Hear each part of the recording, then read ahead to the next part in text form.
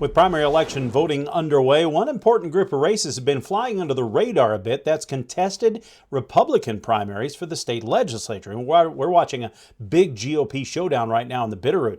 Mike Dennison explains the outcome of the races decides who's running the legislature next year.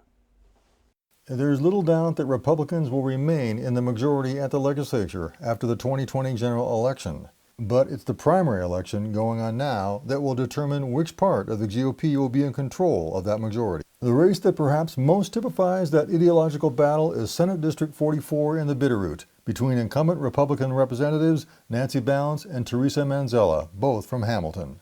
Ballance, a retired business executive and chair of the powerful House Appropriations Committee, says she's a reliable conservative, but that she looks first at her constituents' economic, healthcare, and education needs. It comes not from just my principles and what I think is right for the people I represent. It comes from feedback from them. Manzella, however, says that last year, Ballance started voting for programs that true conservatives oppose, such as expanded government health coverage for low-income Montanans, known as Medicaid expansion. I help our district and our state by limiting government. That's what my constituents sent me to the legislature to do.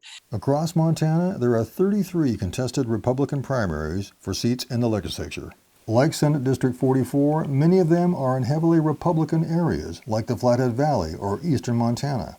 That means the winner of the June 2nd primary will probably win the seat in the fall general election. And many of these contests feature similar ideological fault lines in the campaign. Republican Representative Joel Crowder of Sydney says he too is being blasted for supporting Medicaid expansion, including in a letter to his local paper by Manzella. Another issue surfacing in many of these races, abortion. Opponents of Medicaid expansion say the program means more government funds spent on abortions. 1 in 6 abortions are covered by Medicaid expansion dollars. That's another very expensive proposition for taxpayers and people of faith that they're not comfortable with.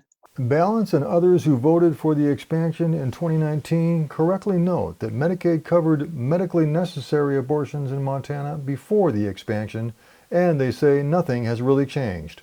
The more conservative Republicans also say they have good scores for following the Republican Party platform and leadership, while their opponents do not. Ballance says she takes her cue from her constituents. There's not one person in my district that I've talked to who said, it's really important to me that you bring home a good scorecard. They are concerned about their families, they're concerned about their jobs, and that has always been my focus and will continue to be.